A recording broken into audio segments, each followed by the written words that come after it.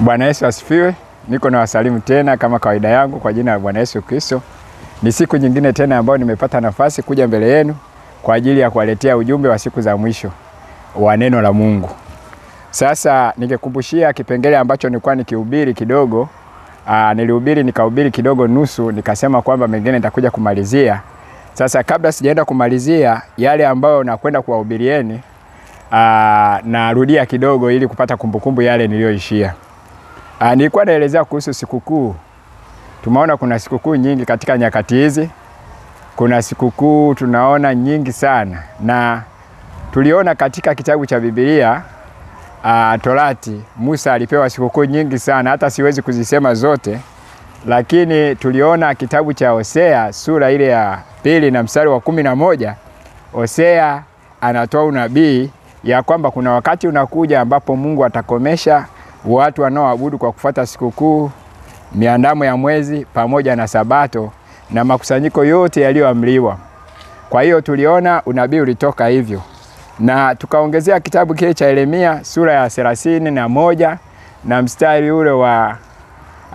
ule wa 31 na kuendelea. Mungu anasema inakuja wakati nitafanya agano jipya na nyumba ya Israeli. Agano hilo si kwa mfano wa agano la kwanza nilipokuwa nimewatokea baba zao nikawashika mkono kuwatoa katika nchi ya Misri.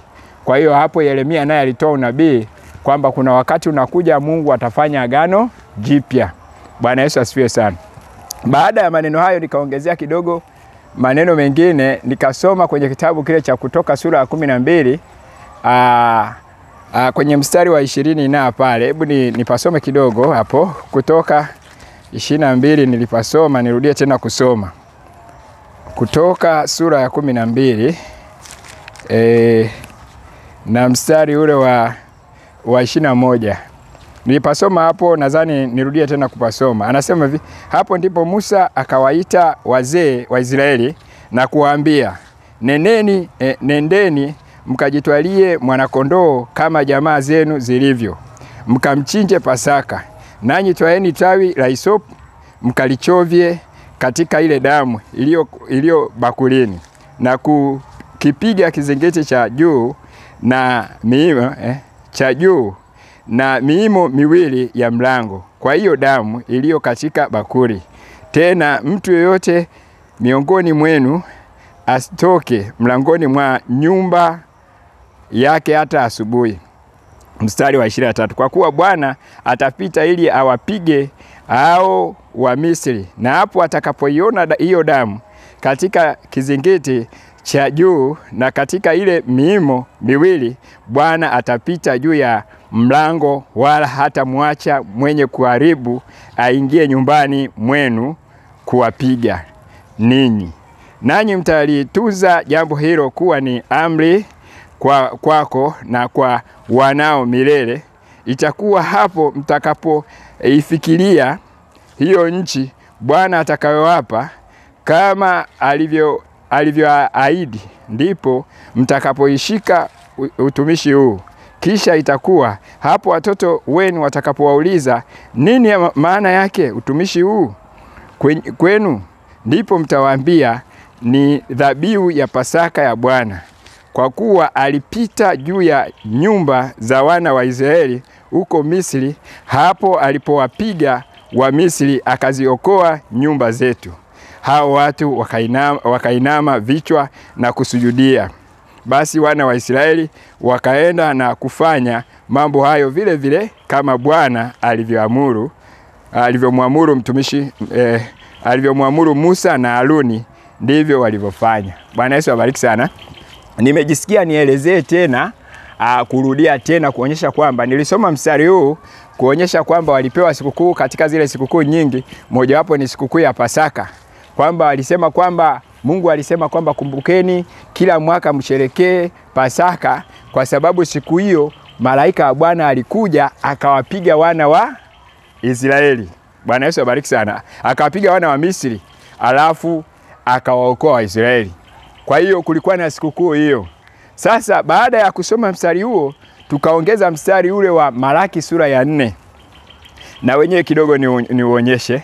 Malaki sura ya 4 kuonyesha kwamba kuna neno linalofanana na hilo, kwa sababu Mungu amesema atafanya agano jipya, na agano hilo sio kama alioagana na baba zetu alipowashika mkono kuwatoa katika nchi ya Misri. Wakati unakuja Mungu atafanya agano jipya na wana wa Israeli. Bwana Yesu asifiwe sana. Sasa nikaongezea mstari huu naongezea unaonyesha kwamba kama vile Musa alipokuwa ameagizwa na wana wa Israeli wafanye hivyo, na kuna mstari huu unaonyesha kwamba kuna nabii anakuja kama Musa kabla haijaja siku ya Bwana iliyokuwa na ya kuogofya. Ningependa nisome nayo sura ya 4 Malaki. Kwa maana angalieni, siku ile inakuja, inawaka kama tanuru, na watu wote wenye kiburi nao wote watendao uovu watakuwa makapi, na siku ile inayokuja itawateketeza, asema Bwana wa majeshi, hata haitawachia shina wala tawi. Lakini kwenu ninyi mnaolicha jina langu, jua la haki litawazukia, lenye kuponya katika mbawa zake, nanyi mtatoka nje na kucheza kama ndama wa mazizini, nanyi mtawakanyaga waovu, maana watakuwa majivu chini ya nyayo za miguu yenu katika siku ile niifanyayo, asema Bwana wa majeshi. Mstari wa 4, ikumbukeni torati ya Musa mtumishi wangu niliyemwamuru huko Horebu kwa ajili ya Israeli wote, naam, amri na hukumu. Angalieni amri na hukumu. Angalieni nitawapelekea Elia nabii kabla haijaja siku ile ya Bwana iliyokuu na ya kuogofya, naye ataigeuza mioyo ya watoto ya baba iwaelekee watoto wao, na mioyo ya watoto iwaelekee baba zao, ili nisije nikaipiga dunia kwa laana. Bwana Yesu abariki sana. Niliongezea mstari kuonyesha kwamba kama vile Musa alivyoambiwa awaambie wana wa Israeli wachinje kondoo alafu wamle yule kondoo, alafu wachukue damu ya yule kondoo wapake kwenye milingoti ya mlango, kwa maana malaika wa Bwana atapita usiku kuua kila mzaliwa wa kwanza wa Wamisri, kuanzia mnyama mpaka mwanadamu. Na nyumba yoyote ambayo ataona imepaka damu atapita juu ya nyumba hiyo, hawezi kuizuru. Hapo ndio tukapata sikukuu ya Pasaka, na baada ya kuwatoa wana wa Israeli kwa kufanya jambo hilo, akawaambia kila mwaka ikifika wakati kama huo wana wa Israeli wanasherekea kwa sababu ni Pasaka ya Bwana. Na watoto wao watakapouliza hiyo sherehe maana yake nini, ndio wawaambie kwamba wanakumbuka Mungu alipotoa katika nchi ya Misri, alipita akaua wa Misri na wenyewe wakaokolewa. Bwana Yesu asifiwe sana. Sasa kuna neno linakuja katika agano jipya. Hapa Malaki sura ya 4 inasema agano jipya kabla haijaja siku ile ya Bwana iliyokuu na ya kuogofya. Tunaona kwamba anasema siku hiyo Mungu, wale watu wenye kiburi wasiolicha jina la Bwana atakuwa majivu. Lakini watu wanaolicha jina la Bwana, jua la haki litawazukia, lenye kuponya katika mbawa zake. Na maandiko mengine ukisoma yanaonyesha kwamba wale wote wasio na Roho Mtakatifu, wasiokuwa wamemwamini Yesu kisawasawa, hao sasa wataenda kuangamizwa. Kuna wakati unakuja wa dhiki kuu. Kwa hiyo maangamizi yanakuja, lakini kabla maangamizi hayajaja, Mungu atatuma Elia nabii. Bwana Yesu abariki sana. Huyu nabii anakuja kwa ajili ya kubadilisha mioyo ya watoto kuelekea baba. Bwana Yesu abariki sana. Kwa nini nabii anakuja? Ningekumbushia kidogo kwenye kitabu cha Wathesalonike. Kwa nini nabii aje? Yaani kama vile kipindi cha Nuhu, Yesu alisema kama ilivyokuwa siku za Nuhu, ndivyo kutakuwa siku za kuja kwake mwana wa Adamu. Bwana Yesu asifiwe sana. Kwa hiyo kama ilivyokuwa siku za Nuhu, ndizo siku za kuja kwake mwana wa Adamu zitakavyokuwa. Sasa kipindi cha Nuhu, kabla Mungu hajaangamiza kwa gharika, tunaona kwamba Mungu alimtokea Nuhu, akamtuma Nuhu aweze kutengeneza safina. Sasa siku za mwisho, kama tunasema Yesu yuko karibu kuja na tuko karibu na siku ya mwisho, inatakiwa aje ni Elia nabii. Kuna mtu ambaye inatakiwa awepo. Wahubiri wote wanaosema kwamba tuko siku za mwisho, alafu hawatuonyeshi nabii kama Nuhu anayewahubiria watu waingie kwenye safina, huyo mhubiri anakuwa sio mhubiri wa kweli, kwa sababu kama tuko siku za mwisho inabidi tumuone Nuhu. Bwana Yesu abariki sana. Wale watu waliomwamini huyo mjumbe akiwa na ujumbe kutoka kwa Mungu, hao sasa watanyakuliwa, alafu wale wasioamini watapata mapigo zikikuu inakuja. Sasa kabla zikikuu haijaanza, ndio maana tunakuja watu kama sisi kuhubiri neno la Mungu. Bwana Yesu asifiwe sana. Sasa hiyo ilikuwa ni agano la kale, ilitoa unabii huo. Sasa tunaingia kwenye agano jipya. Bwana Yesu abariki sana. Agano jipya linasema mambo yote haya yaliyofanyika agano la kale yalikuwa ni kivuli. Hebu ningesoma kwanza hapo. Nisome kitabu kile cha Wakolosai sura ya 2 na mstari ule wa Wakolosai sura ya 2 na mstari ule wa 16 pamoja na 17. Tunaanza Agano Jipya sasa. Tulikuwa tunasoma habari za Agano la Kale, tunasoma Agano Jipya ambalo Mungu analileta sasa, ambalo hilo halina sio sawa sawa na lile ambalo alimpa Musa. Mstari ule wa 16 unasema hivi. Tasoma mstari wa 16. Mstari wa 16 unasema hivi: basi mtu asiwahukumu ninyi katika vyakula au vinywaji au kwa sababu ya sikukuu au mwandamo wa mwezi au sabato. Mambo hayo ni kivuli cha mambo yajayo, bali mwili ni wa Kristo. Bwana Yesu abariki sana. Tunaona hapo maandiko yanasema kwamba mtu asihukumu kwa vyakula au miandamo ya mwezi. Sasa kabla sijaenda kuelezea hichi kivuli, anasema kwa sababu haya mambo yalikuwa ni kivuli cha Kristo. Mambo hayo kama vile tunaposoma kulikuwa na kondoo alikuwa anachinjwa kwa ajili ya dhabihu ya dhambi. Yule kondoo alikuwa ni kivuli cha Kristo, kwamba Kristo atakuja kuuawa kwa ajili ya dhambi za watu na awe mwokozi. Lakini kabla Kristo hajaja kuliwekwa mbadala wake ulikuwa ni kondoo. Bwana Yesu abariki sana. Kwa hiyo kwenye Agano Jipya akionekana mtu anachukua kondoo kwa ajili ya dhambi anachinja, huyo mtu atakuwa bado anaishi kwa kufuata Torati.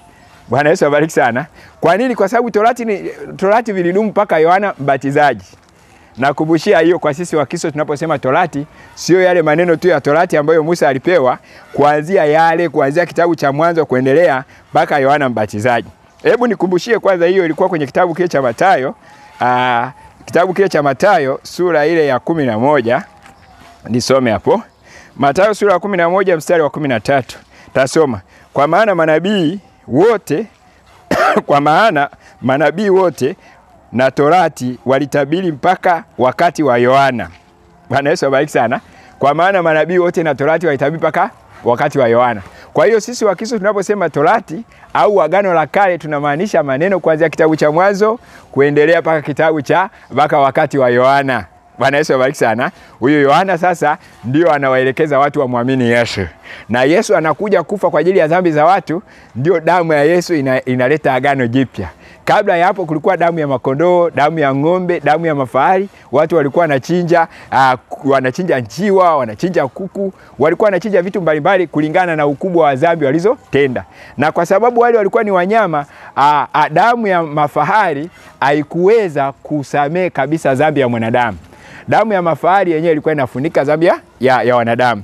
Lakini ilitakiwa damu ya mwanadamu asiye na hatia, ndio akapatikana Yesu Kristo pale Calvary. Yeye sasa alikuwa hana hatia, damu yake ni ya thamani sana, kwa sababu damu ya Yesu ni damu ya Mungu. Bwana Yesu abariki sana. Yesu alipouawa sasa, sadaka zile za mbuzi na kondoo zilikuwa zimekoma. Ingawa mpaka sasa kuna watu wanatoaga kafara za ng'ombe, kafara za kondoo, lakini hao wanakuwa bado hawajaelewa, bado hawajapata ufunuo. Lakini kwa sisi Wakristo tuliomwamini Yesu, Yesu ndio alifanyika kafara. Bwana Yesu asifiwe sana. Basi naongezea mstari mwingine tena, kwa sababu tuko tunajifunza, kuna mahala nataka tufikie. Naongezea mstari mwingine kwenye kitabu cha Wagalatia, sura ya 3 mstari wa 24. Wagalatia sura ile ya 3 mstari wa 24. Tasoma hapo. Tunaangalia kivuli. Yote haya tunataka tuangalie Agano Jipya linasema nini. Kwa maana watu wameshika sikukuu za Agano la Kale, wakati huku kuna Agano Jipya. Wagalatia sura ile ya 3. Wagalatia sura ile ya 3 tasoma hapo, tuangalie neno la Mungu linasemaje. Wagalatia sura ya 3 na mstari wa 24. Mstari wa 24 unasema hivi: hivyo Torati ilikuwa kiongozi kutuleta kwa Kristo, ili tuhesabiwe haki kwa imani. Bwana Yesu abariki sana. Kwa hiyo Torati yote hiyo kuanzia Musa mpaka kufikia Yohana Mbatizaji ilikuwa ni kiongozi kutuleta kwa Kristo. Sehemu nyingine anasema kwamba alipokuja Yesu, imani ilipokuja, kwa nini turudi kwenye kivuli? Kwa sababu hayo yote ya Agano la Kale ilikuwa ni kivuli cha Kristo. Anasema Kristo atakuja na vikawekwa vitu mbadala ya Kristo. Bwana Yesu asifiwe sana. Hasa Kristo alipokuja haina haja ya kurudia tena kwenye kondoo na mbuzi na nini kuchinja. Tayari Yesu alifanyika kafara pale. Hasa badala yake mambo hayo nadhani wamechukua wachawi, waganga wa kienyeji, huwa wanachinjaga mbuzi, waganga wa kienyeji, wachawi wanachinja kondoo. Sijajua wanasimulia watu kuhusu uchawi, wanasema hata wengine wanapotaka kujifunza uchawi huwa wanachukuaga watoto wanachukuaga watoto wachanga, wazazi wale wachawi wanachukua watoto alafu wanatoa kafara kwa ajili ya uchawi, wanapatanishwa na uchawi na mizimu na majini kwa kutumia damu ya watoto wachanga. Kwa hiyo hayo sasa baada ya Yesu kuja tumewaachia wapagani, watu wasio na dini, watu wasio muamini Yesu ndio wanaendeleza hivyo, watu wanaabudu mizimu ndio wanaeleza hizo ibada. Kwa hiyo Torati ilikuwa ni kiongozi kutuleta kwa Kristo. Bwana Yesu asifiwe sana. Sasa nitaka nisome sasa inavunjwaje hiyo sikukuu zinakomeshwaje. Hizo sikukuu za Christmas, Pasaka, sikukuu za Sabato, sikukuu sijui za malimbuko, kuna sikukuu nyingi sana. Sasa hizi siku zinakomeshwaje? Kwa sababu Mungu amesema nitakomesha kwenye kitabu cha Hosea sura ile ya 2 na mstari wa 11 na mstari wa 11. Sasa tunaangalia Yesu alipokuja alisemaje kwenye Mathayo. Hapo tunaanza kuangalia jinsi kumekomeshwa kuabudu kwa kufuata sikukuu. Tutasoma kitabu kile cha Mathayo sura ya 11 na mstari wa 28 kidogo hapo. Mathayo sura ya 11 mstari wa 28, Bwana Yesu alisema hivi, haya maneno yalisemwa na Yesu mwenyewe. Alisema hivi, njooni kwangu ninyi nyote msumbukao na wenye kulemewa na mizigo, nami nitawapumzisha. Jitieni nira yangu, mjifunze kwangu, kwa kuwa mimi ni mpole na mnyenyekevu wa moyo, nanyi mtapata raha nafsini mwenu. Kwa maana nira yangu ni laini na mzigo wangu ni mwepesi. Kwa hiyo hapo Yesu alipokuja sasa akasema, ndooni kwangu ninyi nyote msumbukao na kulemewa na mizigo, kwangu nitawapumzisha. Kumbuka kwamba tumesoma maandiko ya kwamba Torati ilikuwa ni kiongozi kutuleta kwa Kristo. Sasa Kristo aishakuja. Kristo aishakuja kwa ajili ya kuokoa wanadamu. Kristo alichokuja kwa ajili ya dhambi za watu na akafanyika pale msalabani kwamba yeye ni sadaka kwa ajili ya dhambi. Sasa anasema njooni kwangu ninyi nyote msumbukao na kulemewa na mizigo ya dhambi, kwangu mimi nitawapumzisha. Bwana Yesu abariki sana. Nanyi mtapata raha nafsini mwenu. Nimefungua hiyo raha nikiwa na maana Sabato katika Agano la Kale ilikuwa ni raha au pumziko au kuacha kufanya kazi, ndio Sabato. Sasa watu walikuwa wanatumikishwa kule Misri, wanalima, wanafyatua matofali, wana wa Israeli. Alafu wakifanya kazi hizo siku ya Jumamosi au siku ya saba walikuwa wanapumzika, wanaacha kufanya kazi. Sasa ukisoma vizuri, Yesu aliposema dhambi ni mizigo, dhambi ni kazi, inamaanisha kwamba mtu yoyote anayefanya maovu yeye ni mtumwa wa dhambi. Kwa hiyo Agano Jipya wale wanaofanya dhambi wale ni watumwa wa dhambi, tena wamebeba mizigo ya dhambi. Ila Agano la Kale walikuwa wanabeba mizigo halisi, lakini Agano Jipya sasa tunaona inabadilika, kumbe tabia chafu ndiyo mizigo ya dhambi. Kwa hiyo tabia zozote ambazo mwanadamu anakuwa nazo, hizo tabia ni mapepo. Hayo mapepo ni askari wa kuzimu, wanakutumikisha kwenye ulevi, wanakutumikisha kwenye uzinzi, wanakutumikisha kwenye uongo. Kwa hiyo unakuwa ni mtu mbaya, unatumikishwa katika mambo yasiyofaa. Bwana Yesu asifiwe sana. Sasa Yesu anakuja katika Agano Jipya, anatoa pumziko la mwilini, analeta pumziko la rohoni, ndio analeta pumziko la nafsi. Anasema njooni kwangu ninyi nyote msumbukao na kulemewa na mizigo, nanyi mtapata raha nafsini mwenu. Kwa hiyo pumziko la mwili linaondolewa, linawekwa pumziko la nafsi. Haleluya. Niongezee maneno mengine aliyosema Yesu. Yesu alipokuja tena akanukuu maneno kwenye Agano la Kale, kama vile kwenye amri 10 ya Mungu akasema imeandikwa usizini. Lakini mimi naongezea hapo, nawaambia kila mtazamaji mwanamke kumtamani amekwisha kuzini. Utaona kwenye Agano la Kale mtu alikuwa paka ahukumiwe ni yule mtu ambaye amefanya uzinzi alafu mashahidi wamekuwepo. Kama mashahidi wasipokuwepo ahukumiwi. Bwana Yesu asifiwe sana. Anakuwa hana hatia, inatakiwa wawepo watu waone. Lakini Agano Jipya kabla hujafanya lile tendo, ukitamani tu umekwisha kuzini. Bwana Yesu abariki sana. Hapo anavunja usizini, anaweka usitamani. Kwa hiyo mtu asipotamani hawezi kuzini. Bwana Yesu asifiwe sana. Sasa kwenye Torati tena nakumbusha ili unipate vizuri. Kwenye Torati tena kuna zile sheria za kupiga watu wakiwa wazinzi, wanapigwa hadi anakufa. Ndio Yesu alipokuja wakamletea mwanamke mzinifu. Wakasema Torati ya Musa inatuambia tukishika mwanamke mzinifu kama huyu tumpige mawe mpaka afe. Yesu akasema asiye na dhambi kati yenu awe wa kwanza kumpiga huyo mtu mawe. Kwamba sio Yesu amevunja ile, alikuwa anaonyesha kwamba hao watu wanaomhukumu wenzao na wenyewe wana maovu, kwa sababu Biblia imesema hakuna asiyetenda dhambi hata mmoja. Katika mioyo yao kuna mabaya mengi wamefanya, lakini tu hawakuonwa wala hawakujua. Na anayestahili kumhukumu kumhukumu mtu ni Yesu mwenyewe, kwa sababu katika Biblia mtu ambaye hakutenda dhambi ni Yesu peke yake. Bwana Yesu asifiwe sana. Kwa hiyo sasa hapo Yesu anatoa pumziko la mwili. Walikuwa wanapumzika miili yao, wanaacha kufanya kazi kama hivi ambavyo wanaacha kulima, wanaacha kwenda kiwandani, akawa anawapumzisha nafsi zao. Bwana Yesu asifiwe sana. Haleluya. Bwana Yesu asifiwe sana. Agano Jipya, agano la kale linavunjwa. Torati inavunjwa, linawekwa agano jipya. Linavunjwaje? Linatolewa mwilini, linapelekwa rohoni. Bwana Yesu asifiwe sana. Haleluya. Haleluya. Bwana Yesu asifiwe sana. Ngoja niongezee hapo tena. Niongezee tena hapo. Niongezee mstari huu hapa kwenye kitabu kile cha Yohana. Kwenye kitabu kile cha Yohana sura ile ya 5. Na Luka sura ile ya 10 tasoma. Nitasoma Luka ile sura ya 13 mstari wa 10, tuangalie jinsi ambavyo ilivyokuwa. Luka sura ya 13 mstari ule wa 10.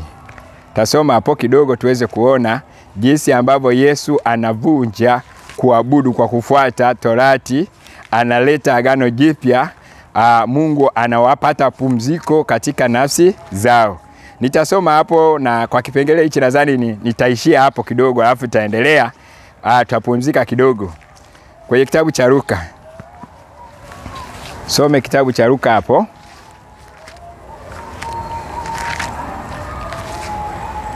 Luka sura ile ya 13. Luka sura ya 13 na mstari wa 10. Nitasoma hapo kuonyesha vile ambavyo Yesu anatoa pumziko la kimwili, analeta pumziko la nafsi. Sasa utashangaa kuna Wakristo sasa hivi Yesu amekuja amefanya mambo hayo, bado wanataka pumziko la kimwili. Hao wanakuwa bado sio Wakristo, wanaishi agano la kale, wanaishi Torati wakiwa katika agano jipya. Sura ya 13 mstari ule wa 10 nitasoma hapo mpaka mstari wa 17. Bwana Yesu anasema hivi: siku ya Sabato, neno la Mungu linasema hivi: siku ya Sabato alikuwa akifundisha katika sinagogi mojawapo, na tazama palikuwa na mwanamke aliyekuwa na pepo wa udhaifu muda wa miaka 18, naye amepindamana, hawezi kujinyosha kabisa. Yesu alipomwona alimwita, akamwambia, mama, umefunguliwa katika udhaifu wako. Akaweka mikono yake juu yake, naye akanyoka mara akamtukuza Mungu. Basi mkuu wa sinagogi alikasirika kwa sababu Yesu alimponya mtu siku ya Sabato. Akajibu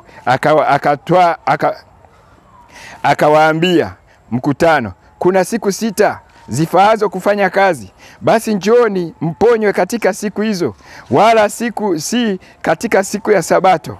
Lakini Bwana akajibu akasema, enyi wanafiki, kila mmoja wenu, je, amfungui ng'ombe wake au punda wake siku ya Sabato katika zizi, aende naye kumnywesha? Na huyu mwanamke aliye wa uzao wa Ibrahimu, ambaye shetani amemfunga miaka 18, hii haikupasa afunguliwe kifungo hiki siku ya Sabato? Aliposema hayo, wakatayari wote walioshindana naye. Mkutano wote wakafurahi kwa sababu ya mambo matukufu yaliyotendwa na yeye. Bwana Yesu asifiwe sana. Sasa hapa tumesoma, tunaona kwamba kuna mwanamke ambaye alikuwa anaumwa miaka 18. Ilikuwa inafika siku ya Sabato, anapumzika kufanya kazi za mwilini, lakini nafsi yake inateseka na ugonjwa. Alikuwa hawezi miaka 18. Hasa katika siku ya Sabato, Yesu akamponya huyu mwanamke.